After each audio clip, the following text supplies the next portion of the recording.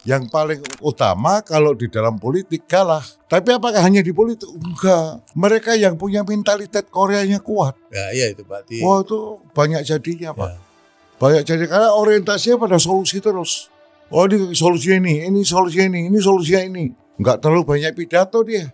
Itu kayak Pak Jokowi. Orang nggak akan percaya kalau dia jadi calon dari presiden.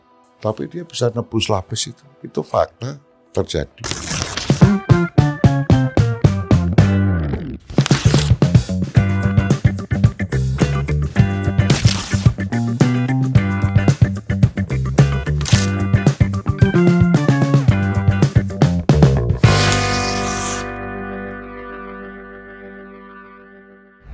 Pemirsa Akal Sehat, jumpa lagi dengan podcast The Johan Budi, The Untold Stories. Kali ini kita mengundang tokoh yang tidak asing bagi kita semua, bahkan di kalangan kaum muda. Terkenal dengan jargon atau idiom Korea-Korea. Hadir di podcast The Johan Budi, Mas Bambang Wuryanto atau akrab dipanggil Bambang Pacul. Selamat datang Mas Bambang Selamat datang, Pacul. selamat malam. Terima kasih telah diundang dalam The Johan Budi Untold Stories. Wah, Terima kasih. kebanggaan bagi saya untuk diwawancari pertama oleh Mr. Johan Budi. Kebetulan Mas Bambang Pacul menyempatkan waktu. Terima kasih Mas Pacul Ya, hadir di sini. sama-sama. Banyak orang mengenal Mas Pacul sebagai politisi ya, tapi mungkin banyak juga yang tidak tahu kenapa sih kok Bambang Wuryanto kemudian menjadi Bambang Pacul gitu. Dan mungkin bisa diceritakan sedikit ke kita pemirsa podcast ini. Terima kasih Pak Johan Budi, Mas Johan Budi. Nama Bambang Pacul begini, pada umumnya pada era perang dingin atau baby boomer istilah sekarang, kohort baby boomer ini kelahiran 1945 sampai 1965 itu nama Bambang banyak sekali. Khas Jawa itu. Khas orang Jawa. Orang Jawa. Apalagi dari wilayah Jawa Tengah. Nama Bambang, Joko, Agus itu booming di waktu-waktu itu. Nah saya kebetulan kan kelahiran 56. Jadi usia sudah tua ini, sudah 70. Ini berada pada kohort perang dingin ini. Nah pada saat itulah nama Bambang banyak sekali.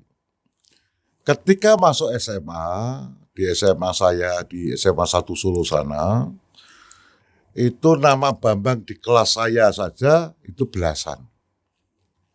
Untuk bedakan satu dengan yang lain, ya diberi tambahan, kasih tambahan nama. Itu ada Bambang Kote, ada Bambang Fosil, ada Bambang Panu, ada Bambang Jeber, ada Bambang Gober, macam-macam nih. Nah kebetulan saya diberi tambahan nama Bambang Pacul. Itu aja, karena Pacul ini ya. Enggak, kenapa Pacul gitu kan? Ya kakek saya kan petani. Ya. Jadi pas kawan-kawan main ke tempat kakek saya ini, dolan ke sana di wilayah agak pedesaan begitu. Pacul banyak sekali habis kerja di sawah, Paculnya dibawa kembali kemudian dibersihkan di sumur pompa. Setelah bersih dicandal kayak gitu. Nah itulah kemudian buku-buku tulis saya, catatan itu digambari oleh kawan saya yang sekarang namanya Pak Danang Priyatmojo yang dia kemudian diterima di ITB Arsitektur itu, digambar di kamar Pacul semua. Pacul, pinjam buku gambar Pacul, kemudian diberi nama saya Bambang Pacul. Nah ini proses ketika di SMA. Kawan-kawan panggil Bambang Pacul. Saya pikir-pikir oke juga. Karena sesuai dengan filsafatnya orang Jawa. Pacul punya arti. Kalau orang Jawa bilang pacul itu sifat papat kang ora kena ucul. Oh. Artinya ada 4 sifat yang menjadi satu. Satu kesatuan nih 4 ini. Yang ada dalam pacul itu. Pacul itu ada 4 bagian. Bagian pertama gagang pacul. Dari kayu. Itu namanya duran. Duran itu orang Jawa bilang wangsalan, pendekan, tansah ndedonga mring pangeran. Jadi kita selalu berdoa pada Tuhan. Sebelum bekerja harus berdoa. Itu gagangnya. Gitu loh. Nah gagang ini duran. Terus lempengnya itu. Besi itu ya? Lempeng besi itu. Yeah. Itu namanya bawa. Bawa itu wangsalannya obaing awak. Badan harus bergerak. Badan harus bergerak. Oh, wah. Duran, gagang, dan lempeng pacul itu lempeng pacul itu ujungnya ada lingkaran, kolong. Durannya masuk ke kolong, kemudian diberi kayu. Nggak boleh besi. Itu harus seimbang kekerasannya dengan gagang kayu ini. Itu namanya tanding. Tanding. Itu bagian ketiga. Bagian keempat, lempeng paling ujung yang tajam itu namanya langkir. Oh. Langkir itu landep ing pikir. Jadi kita berdoa, tok enggak cukup. Maka harus badan bergerak, masuk dalam bawah. Itu cukup? Enggak. Sebelum bergerak, digerakkan paculnya, itu ada tanding. Tanding itu berdiskusi. Diskusi dulu. Sebelum dikerjakan diskusi. Ini kerjanya kayak apa? Harus dipukulkan kayak apa pacul ini? Jangan sampai nanti ketika pacul diayunkan menghantam padas. Ketika diayunkan menghantam batu hitam. Itu nanti langkirnya sobek. Maka harus presisi cakulnya itu. Maka di situ ada landeping pikir. Pikirnya itu harus clear. Tajam. Difokus. Fokuskan. Fokuskan kepada arahmu yang dituju. Pukulkan selak, pas. Nah ini bukan ilmu saya, ini ilmunya Sunan Kalijogo. Oh. Jadi bukan saya. Jadi itu terjemahnya ku dapat dari kakekku, eyang saya yang beri terjemahan itu. Filosofinya jadi itu ya? Filosofi sifat papat kang ora kena ucul dadi siji, 4 badannya harus jadi satu, ya berdoa, ya berpikir, bekerja sesuai dengan arah dan tujuan. Jadi satu kesatuan. Ini jadi satu kesatuan. Itulah yang kita kemudian pikir, mendingan udah kita ambil aja lah. Jadi nama ada maknanya itu ya, pacul itu ya. Sehingga bisa membedakan. Sekali itu. Bambang yang mana nih? Pacul itu, si pacul itu. Nah, itu aja. Jadi udahlah kita ambil aja. Untuk menjadi pembeda nggak apa-apa. Karena saya juga belajar marketing, brand name itu juga dibedakan. Bambang Pacul is okay. Bambang Puryanto ya oke lah, tetapi kalau di dalam marketing kurang pas. Yeah. Jadi udah kalau dengan Bambang Pacul mungkin sendirian. Filosofi itu kemudian jadi bagian dalam perjalanan hidup Mas Pacul. Oh iya dong. Yeah. Tidak pernah saya melakukan sesuatu tanpa doa. Saya akan selalu berdoa. Dengan cara saya. Dengan cara yang diajarkan kepada kami oleh keluarga. Kami berdoa. Kemudian ya tentu saja apa yang difokuskan itu kita seriusin. Nggak boleh setengah-setengah. Tidak boleh kita nanti bekerjanya ketika menuju ke arah A menghantam padas, jangan sampai. Nah inilah yang kemudian udahlah ini cocok lah saya pakai aja sekalian. Jadi kalau dipanggil Cul, Pacul, oke. Saya tidak keberatan. Termasuk landepnya pikir tadi Mas ya? Ya termasuk dong. Kalau orang nggak berpikir kan salah-salah nanti fokusnya. Fokus ya. Ya, salah-salah fokusnya. Ya. Nah itulah kenapa kemudian saya pakai itu, saya ambil Bambang Paculnya. Dan filosofi itu nyaman ya buat sampean. Ya nyaman-nyaman itu. Oh Ya. itu kehidupan saya. Ya. Ini kan menjadi kehidupan keseharian. Petani kalau nggak pegang cangkul, pegangnya kan garuluku. Tapi lebih banyak pasti pakai cangkul. Senjata utamanya petani. Jadi petani yang di bagian daripada konstituennya saya, konstituennya PDI Perjuangan ya, cocok lah, itu pas, gitulah kira-kira. Sejak kecil sampai SMA di Solo apa di Jogja ya? Saya di Solo, Di Solo ya. asli Solo saya. Dari SD, SMP, SMA, Solo kemudian semua. melanjutkan ke UGM ya. Ya, langsung di Jogja sampai hari ini. Ya, pemirsa perlu tahu Mas Pacul ini sarjana teknik kimia ya. Tadi kimia, Yang kemudian mengambil S2 di Prasetya Mulia. Ya. Jadi lengkap sebenarnya dari sisi edukasi dan juga pengalaman yang tadi disampaikan. Kemudian Mas Pacul terjun ke dunia politik itu sejak kapan? Politik itu kan Mulai mengenal politik itu. ya, ketika menjadi mahasiswa, Oh, mahasiswa udah. kita berkenalan dengan yang disebut kenalan dengan politik apa? Kenalan dengan politik adalah ketika kita bicara tentang buku-buku politik, tentang tokoh-tokoh politik. Nah itu bacanya adalah ketika saya mahasiswa. Saya adalah anggota GMNI, Gerakan Mahasiswa Nasional Indonesia. Saya pernah menduduki jabatan sebagai Ketua Komisariat GMNI Fakultas Teknik. Fakultas Teknik itu 8 jurusan waktu saya. Jadi saya ketuanya GMNI di Fakultas Teknik waktu itu. Nah disitulah kita berdiskusi tentang politik. Mulai belajar politik ya waktu mahasiswa berarti. Ya ilmu-ilmu politik di situ. Iya. Karena saya suka aja, seneng kita belajar. Karena kan fakultas teknik kan. Ya, Kalau dari Fakultas sisi Teknik kuliah, banyak sekali. iya dari sisi apa mata kuliahnya kan jauh dari itu, dari politik. Tapi Bung kemudian Karno juga terjun- teknik. Iya, Banyak terjun orang di- teknik yang masuk itu. di dalam Ya. organisasi tadi ya. Kayak Ya. tadi ya, mulai dari situlah. Ya, right. Kemudian masuk ke DPR, dari setelah itu apa langsung DPR RI apa di Oh enggak. DPRD? Enggak, saya berada pada posisi pada era PDI.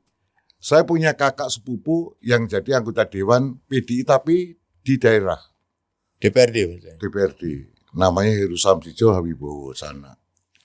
Jadi dari sanalah kemudian sering saya ikut di kader dari tahun 77. Kemudian terus, tapi saya berada pada posisi supporting. Ikut. Gitu loh. Dari perubahan, kemudian 99 bersama kawan-kawan, 96, 97, 99 bersama kawan-kawan itu. Jadi kalau orang lama di Jawa Tengah sana, khususnya di wilayah Kabupaten Surakarta ya kenal saya. Gitu loh, orang lama lah itu. Kemudian saya baru hijrah ke Jakarta ketika Tahun berapa itu Mas ke Jakarta? ke Jakarta itu saya 7 Juli 1999 atas permintaan kawan-kawan GMI yang sebelah sudah di Jakarta duluan. Dia minta saya menangani satu unit politik lah, unit kerja politik gitu untuk memanajeri lah bahasa menterengnya di situ. Di kantornya di Jalan Cikini nomor 8. Saya di manajemen di sana. Nah, kemudian dan seterusnya ada di politik terus nih. Jadi sejak itu, sejak 7 Juli 99 itu hampir 24 jam saya di politik. Karena 98 pada waktu 98 itu bisnis saya declining. Dan waktu declining ini kawan-kawan minta saya ke Jakarta. Waduh, susah ini. Saya mesti perbaiki bisnis saya dulu nih. Saya bilang, udahlah paksa ini situasi darurat. Kata almarhum Cornelis Lee. Honestly. Ya itu almarhum. Itu waktu itu yang itu kan ketika perpindahan pada hijrah ke Jakarta itu kan diskusi dulu. Kawan-kawan kayak di Jogja itu kan diskusi dulu. Dan pada udah. Nah, saya menjadi bagian itu, bagian di situ. Saya pernah menonton ya podcastnya Mas Pacul dan juga cerita-cerita tentang Mas Pacul. Dulu katanya pernah mengalami zaman susah katanya. Ya. Itu Ketika mahasiswa, era kapan tuh Mas? mahasiswa, Bahkan sempat nggak makan 2 hari katanya. wah bukan itu. Ya sempat bahasanya adalah kalau orang puasa tahu Ekstrimnya kapan, lah. ya, orang puasa itu tahu kapan berbuka puasa, kita nggak ngerti kapan mau makan, kapan makannya nggak ngerti. Ya, itu masa-masa sulit, biasalah itu. Ketika SMA sampai mahasiswa ya? Nggak di mahasiswa, Oh mahasiswa ya. ketika di mahasiswa. Kalau miskinnya di SMA kan masih ada keluarga, soalnya kan udah tempur lapangan. Nah, kapan mulai kemudian aktif di PDI, kemudian pindah ke PDI? Oh, Kalau PDI full Perjuangan ya? 24 jam ya ketika 99, 99 itu ya? ya 7 Juli 99 itu full itu udah nggak lagi punya, nggak kerja lagi. Saya punya bisnis saya itu yang Casco. Casco itu sebuah bisnis yang rutin menghasilkan, aman, itu untuk keluarga. Di sini saya merantau. Udah, itu aja. Nah, itulah yang kemudian full di politik. DPR RI ya?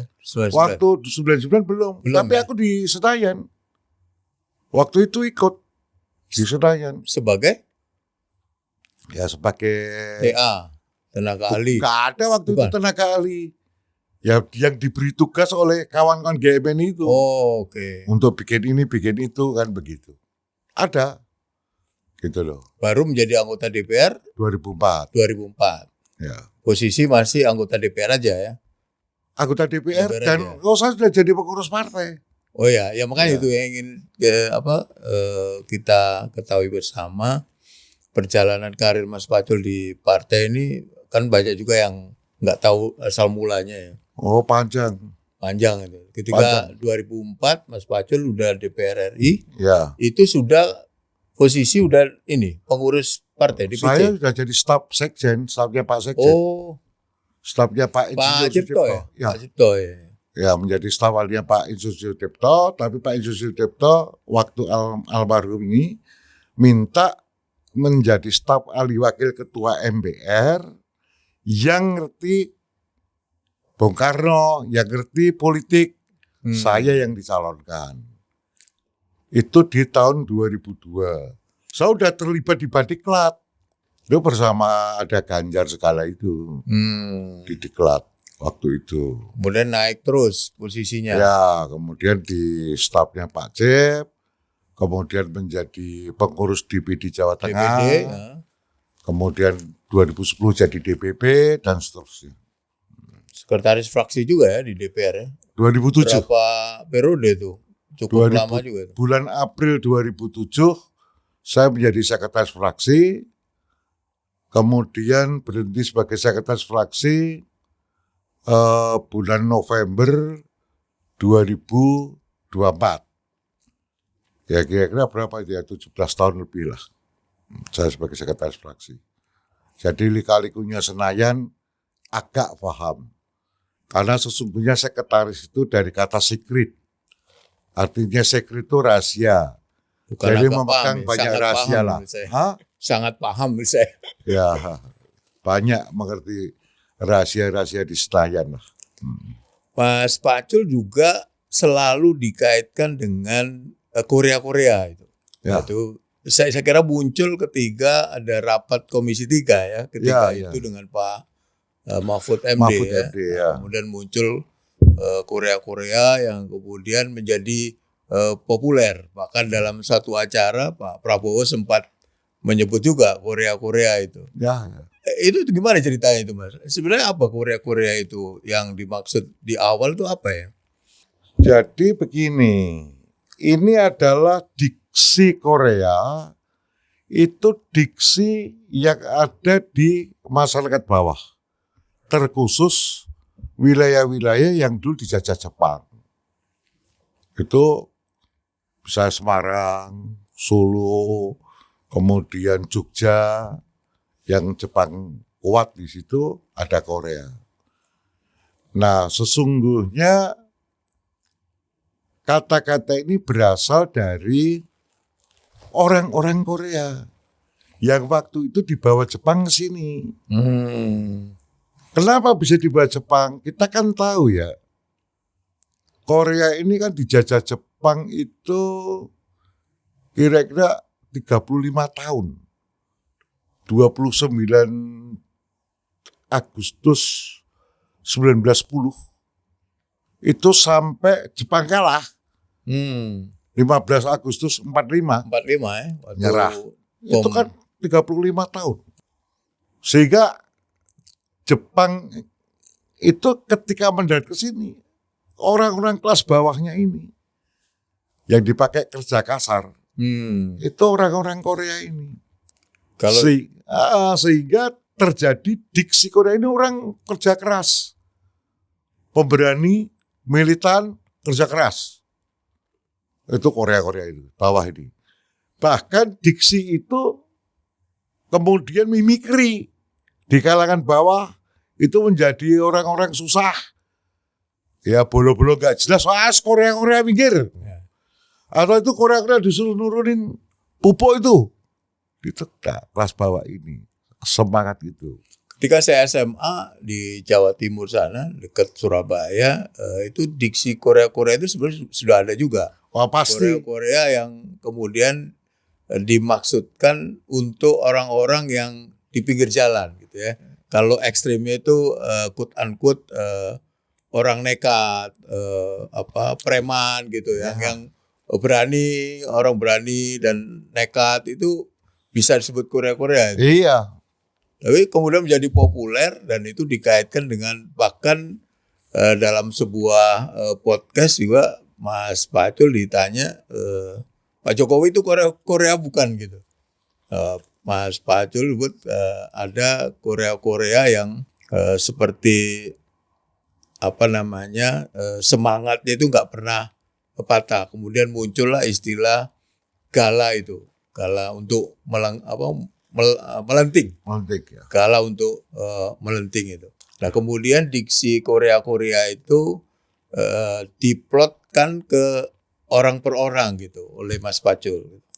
Jadi kalau ditanya ini Korea bukan, orang ini masuk dalam Korea bukan. Jadi pengertian Korea itu seperti apa kalau dalam dunia politik ya?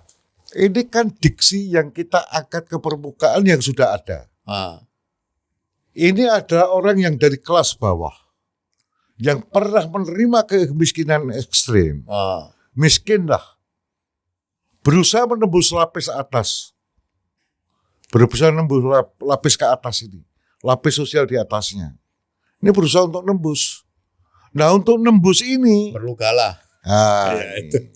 Di dalam politik Korea itu terlihat muncul ketika pasca reformasi. Wah banyak Korea yang kemudian melenting ke atas. Gitu loh. Ketika sebelum reformasi, rigid struktur sosialnya kan rigid.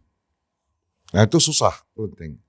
Tapi ketika struktur sosialnya nggak terlalu rigid, pada masa reformasi loncat ini Korea ini. Bisa. Korea itu akan berhasil ya, melenting kalau ada satu kondisi tertentu ya menurut saya.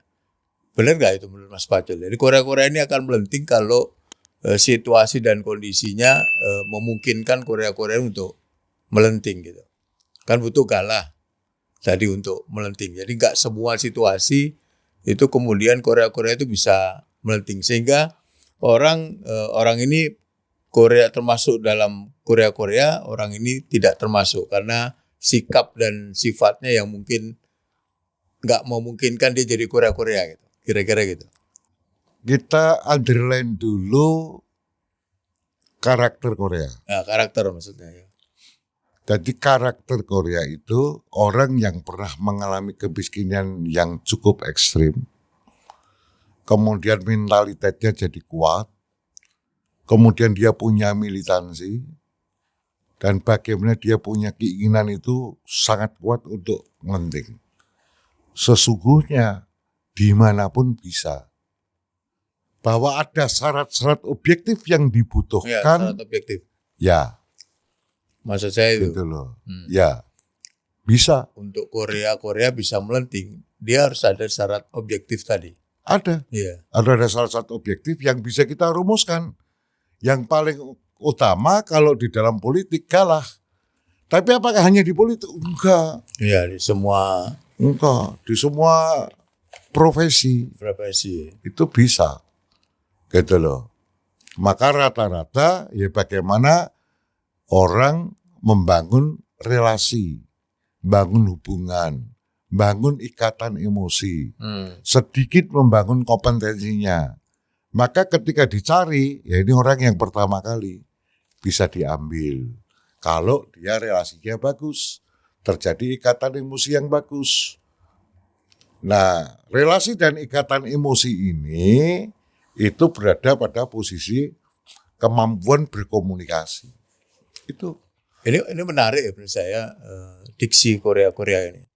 Jadi kalau Korea itu dilekatkan pada orang yang dari kecilnya tidak mengalami tadi Mas Fatul sampaikan, kemiskinan dan kondisi yang ekonomi yang inilah yang susah gitu.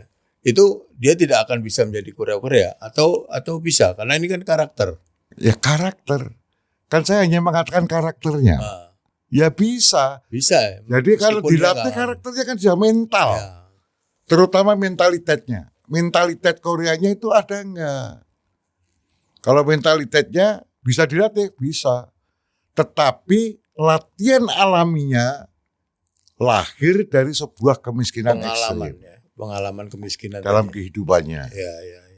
Itu udah dengan sendirinya itu. Ada yang langsung patah, ada yang tetap kuat. Kalau konotasi yang jelek, itu setuju nggak Mas Pacul? Kalau seorang Korea itu harus mudah untuk berimprovisasi gitu ya. Jadi dia bisa mengikuti zamannya lah, quote unquote itu. Mengikuti zaman. Sekarang zamannya apa, dia bisa mengikuti itu. Atau gimana? Korea itu orientasinya pasti solusi. Jadi solusinya apa? Ketika mendapat situasi susah kayak gini. Dipojokkan dalam suatu situasi yang membutuhkan jawaban solusi. Kalau enggak mati dia. Maka kemampuan seorang yang mentalitas Koreanya kuat, itu ya pasti bisa menyelesaikan banyak soal. Orientasi solusi. Misalnya apa? Ya udahlah, kalau saya nggak usah kasih contoh aja deh. Tetapi itu intinya itu. Orang bisa. Apakah masuk akal misalnya seorang, mohon maaf lah, itu kayak Pak Jokowi. Orang nggak akan percaya kalau dia jadi calon jadi presiden. Bisa jadi presiden waktu itu. Nggak ada yang percaya. Uang nggak punya, kepandaian dia gitu-gitu, kemudian kekayaan, keuangan apalagi. Tapi dia bisa nebus lapis itu. Itu fakta terjadi. Korea itu selalu punya solusi gitu ya. Ya, orientasinya solusi. Orientasinya solusi Ya, dalam menghadapi kehidupan setiap kesusahan. Nah, dalam perubahan politik dari mulai Orde Baru, kemudian era reformasi, sampai sekarang itu bisa disimpulkan nggak bahwa karakter Korea itulah yang ya ini ekstrimnya yang bisa jadi anggota DPR terus gitu atau enggak? Karena ada perubahan zaman tuh. Dulu kan money politik saya kira belum terlalu ini ya. Tahun 55 kemudian era reformasi di awal-awal. Mereka yang punya mentalitas Koreanya kuat. Ya iya itu berarti. Wah itu banyak jadinya Pak. Ya. Banyak jadi karena orientasinya pada solusi terus. Oh ini solusinya ini solusinya ini solusinya ini. Enggak terlalu banyak pidato dia. Orientasinya solusi ya. Gitu loh. Jadi Jadi mengikuti apa yang terjadi hari ini dan dia selalu orientasinya bagaimana solusi dari yang sekarang ini gitu setiap ya. masalah. Misalnya pemilu. wah ini pemilu ini kayak begini, maka dia siapkan. Kalau nggak ada duit, misalnya, gimana caranya? Dia akan temu solusinya. Akan ada solusinya.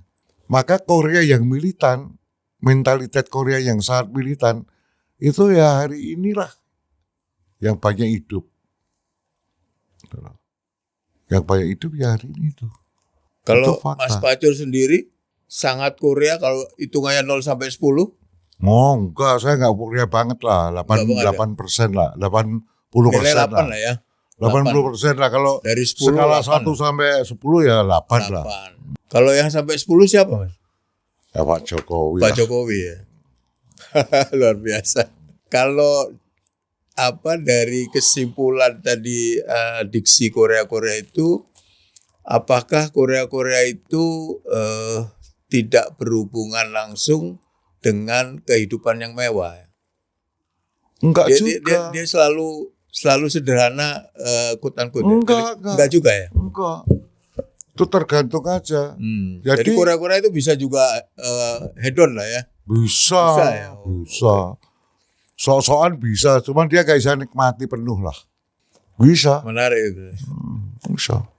Dan Korea-Korea itu sekarang menjadi istilah yang saya kira generasi muda, generasi Z itu juga sudah paham tentang Korea-Korea itu dari nonton Mas Pacul di podcast, kemudian pidato-pidato yang sering dia sampaikan itu jadi melekat betul di anak saya itu Gen Z juga, dan itu kalau soal Mas Pacul itu selalu dihubungkan sama Korea-Korea gitu. Jadi itu betul-betul melekat ke Mas Pacul. Oke, kita beralih ke soal yang lain. Tadi kita udah mendengar bagaimana Mas Pacul dari mulai kecil kemudian muncullah istilah Korea-Korea. Ini podcast ini kan sebenarnya lahir berbarengan dengan hari lahirnya Pancasila, 1 Juni. Nah ini mungkin tepat sekali kalau kita diskusi dengan Mas Pacul. Selain cukup lama ya di dalam dunia politik, juga sekarang kan wakil ketua MPR ya. Mas Pacul melihat kondisi saat ini, kalau dikaitkan dengan nilai-nilai Pancasila yang kita pelajari dari SMA dulu ya, itu seperti apa itu? Ini kalau bicara lahirnya Pancasila ini kan, nah ini yang justru menurut saya sebagai politisi, sebagai murid Bung Karno ini penting. Ideologi macam apa ini? Jadi kita setback dulu pada desain waktu itu. Situasi waktu itu ketika lahirnya Pancasila itu dibuat, terjadi. Jadi waktu itu kan kita sedang BPU PKI itu anggotanya 64. Dipimpin oleh Dr. Rajiman Weddiodiningrat. Ini adalah dokter Kasunanan ini. Dokternya Sunan Kasunanan di Sinuwun 12. Dokternya Sinuwun 12.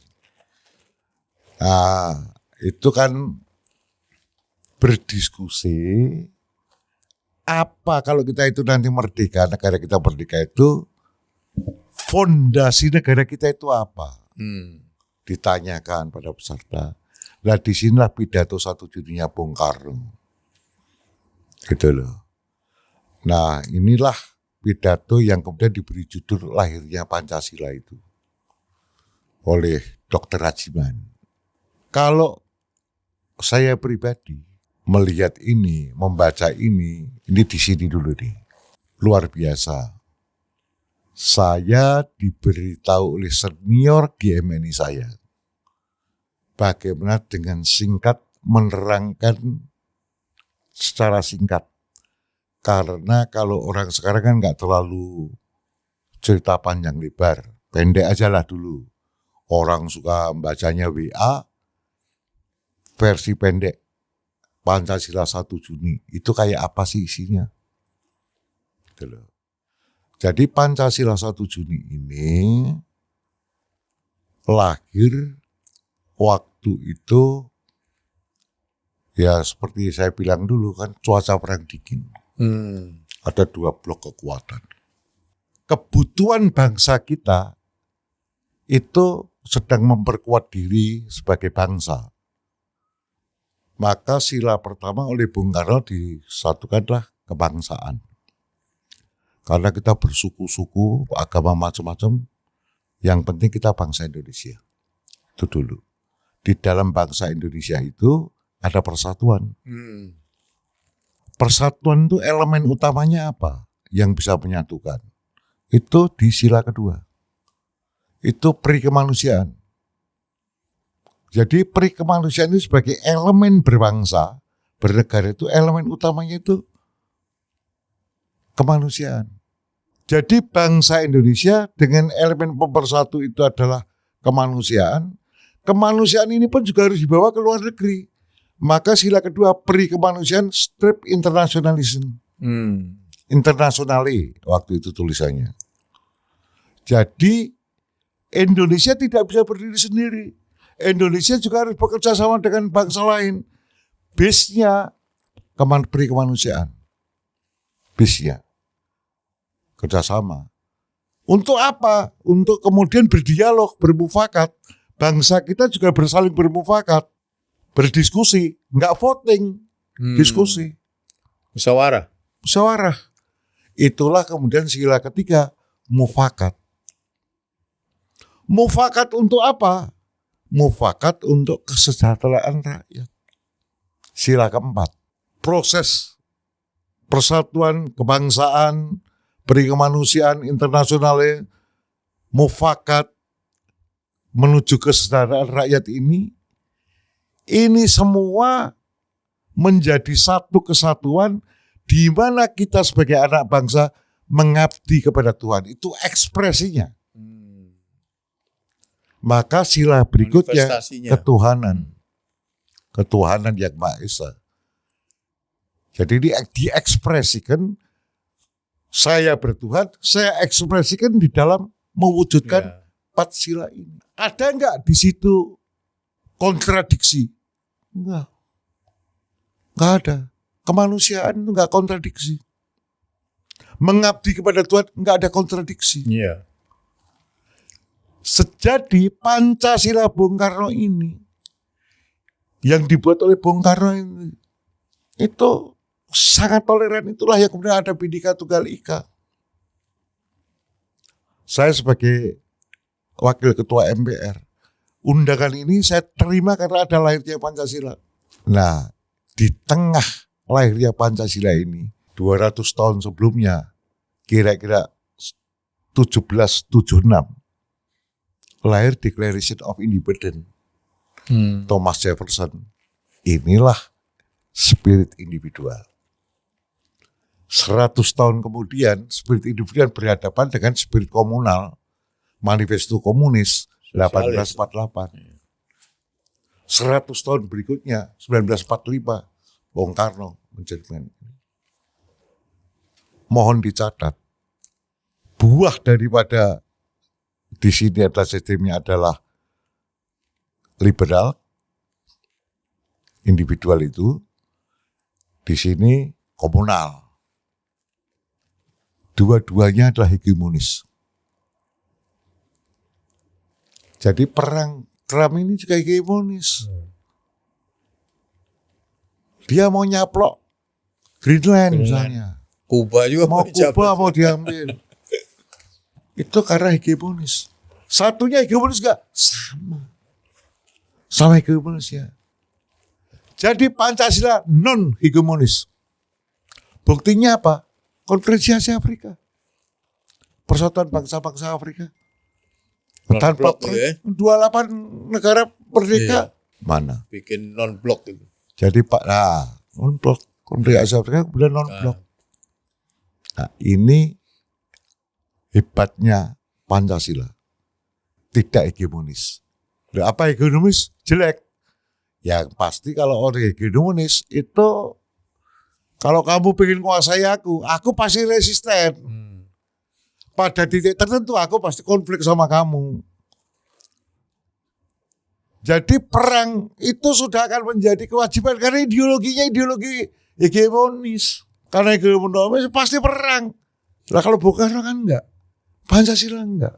Karena hegemoni kan ingin menguasai yang lain juga. Saya mau menguasai ini enggak. Ya. Bung Karno enggak. Gitu loh. Bahwa proses kemudian ke PPKI dan seterusnya itu kemudian membentuk Pancasila disusun seperti hari ini. Iya. Tetapi ruhnya gotong royong. Apa ada hegemoni gotong royong? Enggak. Ada yang gotong, ada yang royong. Enggak hegemonis. Jadi ini kalimat saya nih, hegemonis dan non-hegemonis. Pancasila ideologi non-hegemonis. Dia berjalan seiring dalam sebuah taman bunga. Semua bertumbuh, bermekaran. Itu adalah menjadi taman sari dunia indah. Itulah Bung Karno. Bung Karno kemudian pidato di PBB sana. 30 September 1960. To beat the world anew. Menawarkan Pancasila ini sebagai piagam PBB yang baru. Wah ngeri Pak. Ngeri Bung Karno yang kelas Pak. Nah pikiran-pikiran yang kayak gini sekarang tidak dikembangkan. Gitu loh. Yang dikembangkan sejak lama. Generasi muda juga perlu tahu juga generasi itu bagaimana proses. Dulu ada pertentangan diskursus ya mengenai sebenarnya Pancasila yang asli itu Pancasila yang apa yang dipidatokan oleh Bung Karno atau Muhammad Yamin waktu itu sempat terjadi diskursus soal Pancasila yang asli itu yang mana gitu quote unquote ya. Kemudian dari perjalanan Orde Baru sampai kemudian pemerintahan Pak SBY itu masih belum ada. Pemerintahannya Pak Jokowi yang pertama itu diputus karena 1 Juni sebagai hari lahirnya Pancasila. Nah, Mas Pacul kan berada dalam ruang lingkup itu ya di politik sebagai anggota DPR yang kemudian sekarang wakil ketua MPR. Gimana itu Mas dulu perdebatannya yang kemudian akhirnya dirujuklah 1 Juni sebagai hari lahirnya Pancasila yang ada di dalam pembukaan. Kalau yang ini kan BDI udah keluarkan bukunya. Itu Pak Baskara, Ahmad Basarah. Itu juaranya, itu doktornya mengambil ini. Proses ini. Supaya tidak keliru-keliru, nanti tanyakan Pak Ahmad Basarah. Enggak proses politiknya waktu itu kan. Ya kalau proses politiknya kan hanya dialog. Kebetulan saya waktu itu ada di istana ya. Jadi mengikuti perkembangan itu yang kemudian diumumkan di Bandung kalau nggak salah waktu itu ada Bu Mega juga, ada Pak Jokowi. Ditetapkan 1 Juni sebagai hari lahir Pancasila, yang Pancasila yang sekarang ini gitu. Nah perdebatan dulu kan agak panjang ya. Kalau lahirnya Pancasila pidatonya ini, bahwa Pancasila kemudian berproses sampai dengan saat hari ini yang ditetapkan 18 Agustus itu kan proses panjang, proses dialogis di dalamnya. Ya detailnya ini dialektikanya kayak apa, dinamikanya kayak apa, itu Pak Baskara mengetahui pasti karena doktornya itu. Gitu loh. Kalau bagi saya yang paling utama ketika Bung Karno pidato itu dijadikan filosofi grounds lah, ide. Nah pertempuran ide ini, ruang ide ini udah hilang. Jadi mesti ada kembali lagi pertempuran ruang ide ini. Gitu loh, agar ruang ide itu bisa berkembang. Ini nggak ada. Sekarang udah semuanya pragmatis kok. Tapi ruang ide harus ada. Itu pertanyaan selanjutnya itu sebenarnya. Jadi bagaimana Mas Pacul memotret ya apa tadi yang diceritakan tentang Pancasila yang kemudian nilai-nilainya itu dianut ya, yang kemudian ada perubahan-perubahan yang tadi Mas Pacul sampaikan sekarang tidak dipimpin oleh ide tapi pragmatis. Mas Pacul melihat sekarang gimana tuh? Ya. Dikaitkan sama nilai-nilai Pancasila dan. Nah ini spiritnya kan spirit liberalisme. Pak Prabowo sedang mencoba merubah ekonominya. Blueprint ekonominya mau dirubah. dengan blueprint ekonomi atas dasar Undang-Undang Dasar 45 pasal 33. Jadi blueprintnya ke bawah kan kita belum baca dengan baik, belum tersosialisasi dengan baik. Teknokratiknya kayak apa? Belum tersosialisasi dengan baik. Belum tersosialisasi dengan baik. Saya juga belum dapat bukunya. Nah, kalau hari ini terjadi pertempuran, menurutku loh, menurut saya ada pertempuran. Gitu loh, ada pertempuran yang pertempuran ide sesungguhnya. Jadi pertempuran ide ini akan terjadi kontraksi. Salah satu kontraksinya ya dolar naik, kemudian The Fed naikkan suku bunga dolar dan seterusnya. Gitu loh, Singapura naik, rupiah melemah. Kalau orang private capitalism bisa langsung menjelaskan. Tapi kalau saya meyakini ini adalah perang ide sesungguhnya. Ini kalau Mas Pacul dilepaskan dari politisi PDI Perjuangan, dilepaskan dari sebagai wakil ketua MPR, kalau melihat situasi politik saat ini ya, apakah ada partai-partai yang kemudian punya ideologi yang seharusnya dipunyai oleh partai gitu. Karena dulu ada 55 itu kan ada partai Islam, kemudian nasionalis. Sekarang ada partai yang itu memegang teguh ideologi itu. Ideologi itu loh Leicester, bintang penuntun.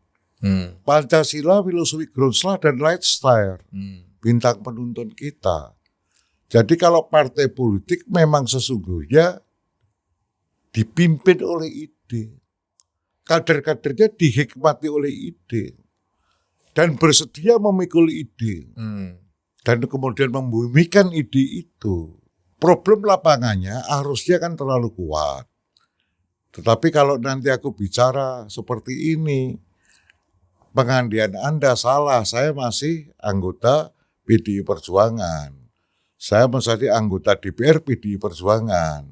Saya wakil ketua MPR RI dari fraksi PDI Perjuangan. Jadi pembicaraan ini kita close dulu. Nggak bisa dilepaskan itu ya. Nggak bisa. Nggak bisa kita diskusikan. Mas Pacul kan juga dari tadi yang menceritakan tentang bagaimana filosofi Pancasila. Ya. Kalau itu saya kaitkan dengan itu gitu. Melihat itu dari sisi yang berbeda. Jadi bajunya dilepas dulu lah kira-kira. Pendapat ya pasti pendapat Mas Pacul dan itu nggak bisa karena terlalu bahaya. Bukan terlalu bahaya. Setiap orang bisa harus menghargai. Iya. Kita bukan orang lepas. Iya betul. Nggak bisa. Kita ada di barisan.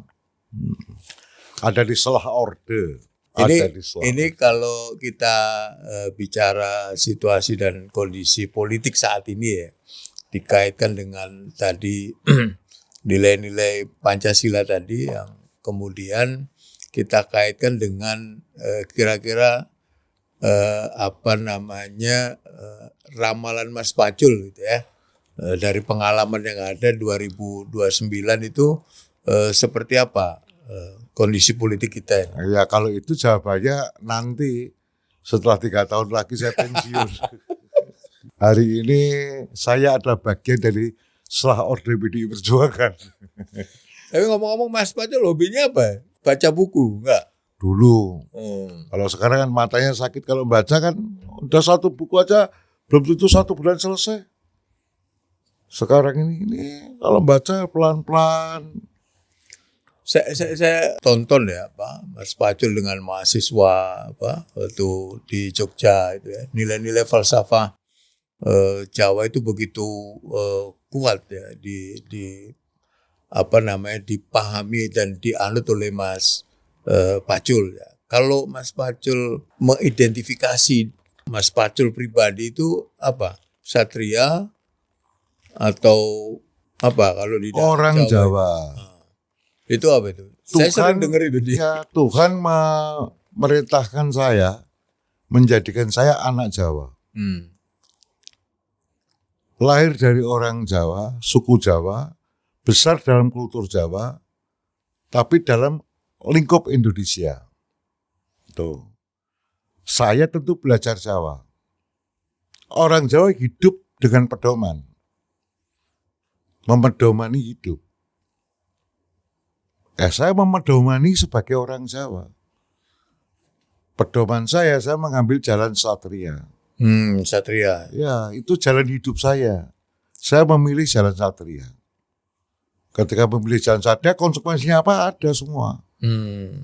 Mungkin itulah yang kemudian Kanjeng Gusti Pangeran Adipati Arya Mangkunegara ke-10 kemudian memberi pangkat kepada saya, memberi anon-anon kekancingan Gusti Pangeran. Mungkin karena melihat itu. Saya nggak minta saya dipanggil dikasih. Mau nggak? Mau banget. Saya bahagia. Karena kultur kejawaan saya, cara hidup Jawa saya diakui. Saya mengambil jalan satria. Saya bukan jalan raja. Dalam konteks mengambil jalan satria tadi dikaitkan dengan posisi saat ini, Mas Pacul waktu ketua MPR, kemudian anggota fraksi PDI Perjuangan. Kalau satria itu kan harus patuh pada pimpinannya. Kan? Iya dok. Harus patuh pada, kalau zaman dulu kan rajanya gitu. Ya. Nah dalam konteks sekarang itu satria itu kan bisa juga diartikan dalam konteks bernegara, ya. Patuh terhadap nilai-nilai tujuan negara kah atau nilai-nilai yang ada di dalam partai satria itu. Satria patuh kepada Bu Mega. Saya patuh pada ketua umum. Jadi Bu Mega ketua Pacul kamu begini, siap. Gitu loh. Jadi satria yang patuh terhadap dalam konteks ini pimpinan di partai. Partai. Bukan di kalau satria itu kan biasanya kalau di kerajaan kan bagaimana dia menjalankan perintah negara ya, raja. Ketika ada nilai-nilai yang bertentangan dengan apa yang ada di dalam misalnya disuruh oleh rajanya yang bertentangan dengan hati nuraninya, satria itu akan memilih perintah rajanya kan untuk melaksanakan tugas meskipun dia perintahnya itu bertentangan dengan keinginannya atau nilai-nilai yang dipahami. Nah dalam konteks ini Mas Pacul patuhnya adalah kepada ketua umum ya, Bu Mega. Apa yang digariskan oleh partai, maka jalan satria itu yang didefinisikan oleh Mas Pacul. Cuma saya peringatkan kepada di sini bahwa yang namanya partai dipimpin oleh ide, ketua umum itu representasi ide. Jadi kita akan tegak lurus pada beliau. Gitu loh. Ya tentu kalau soal gaya bisa beda-beda. Itu adjustment di dalam gaya. Gaya ini dalam konteks apa? Saya kan misalnya diperintah berjalan ke utara, misalnya, atau bunuh ini misalnya.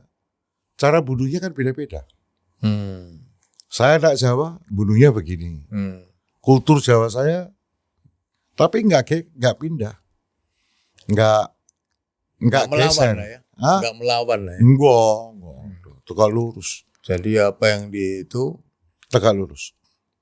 Dan itu pernah dialami nggak oleh Mas Pacul? Biasa kira-kira hidup itu. Kalau saya sih belum pernah ngalami. Perintah yang kemudian sama Mas Pacul itu tidak sesuai dengan hati nurani atau ini daging nih sebenarnya. Enggak ada. Saya bilang enggak ada.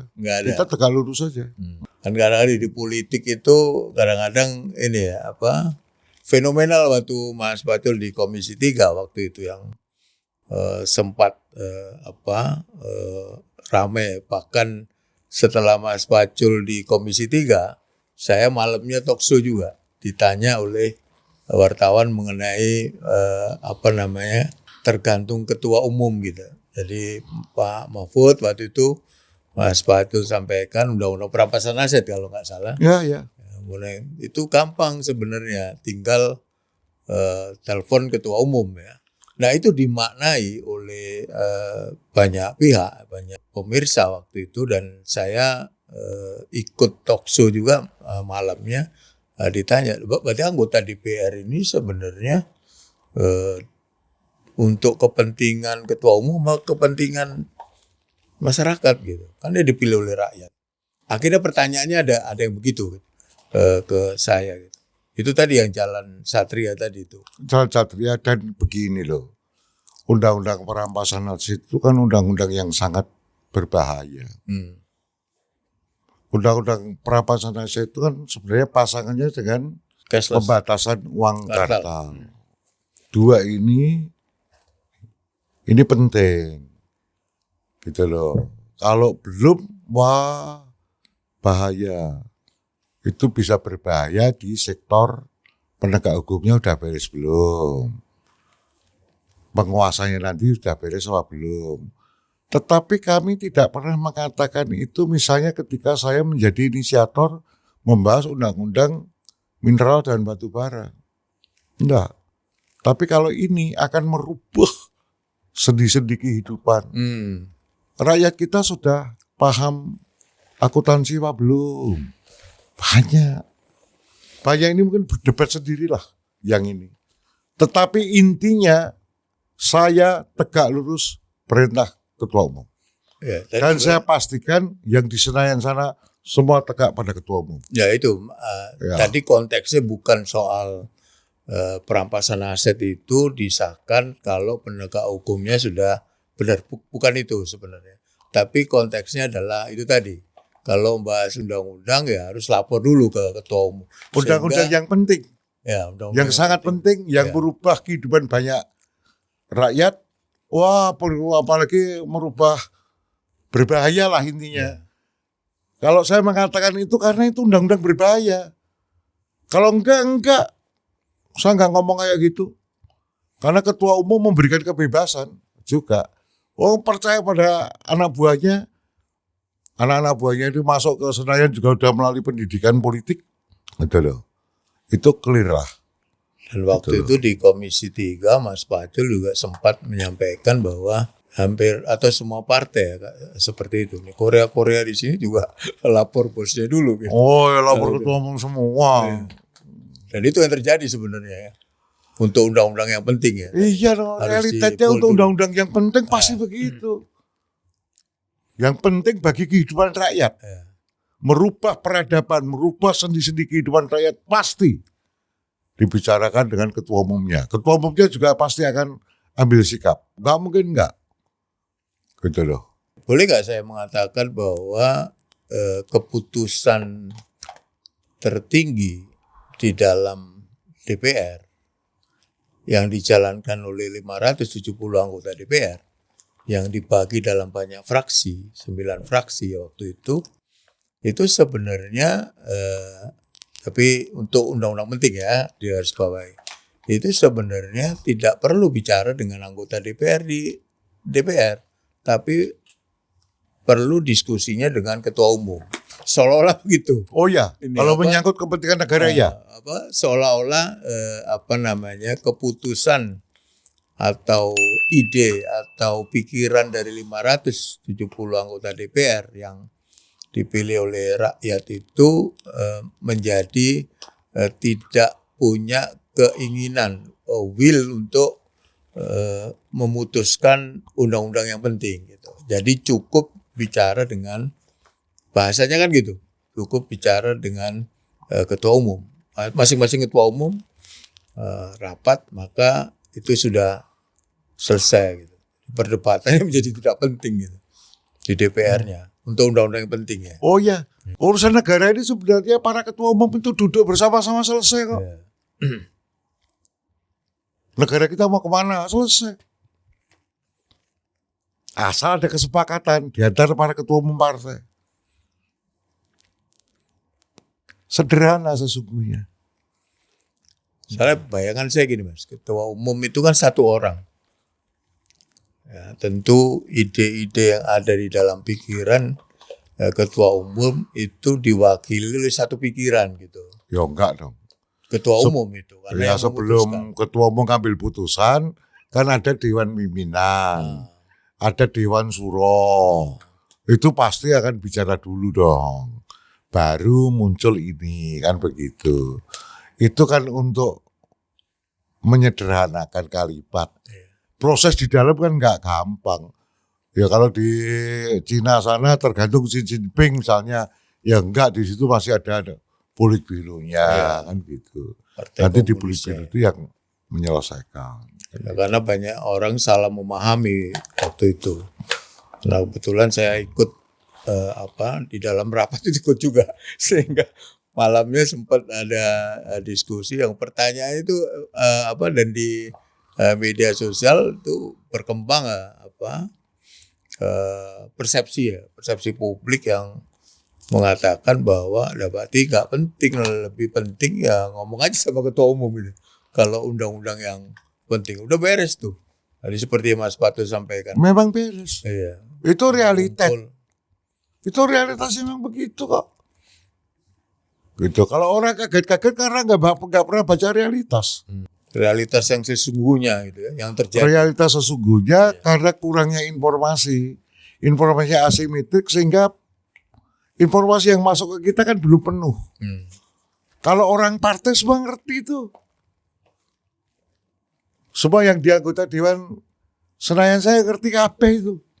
Yang benar begitu ya. Iya dong. Semua partai harusnya begitu ya. Ya memang begitu.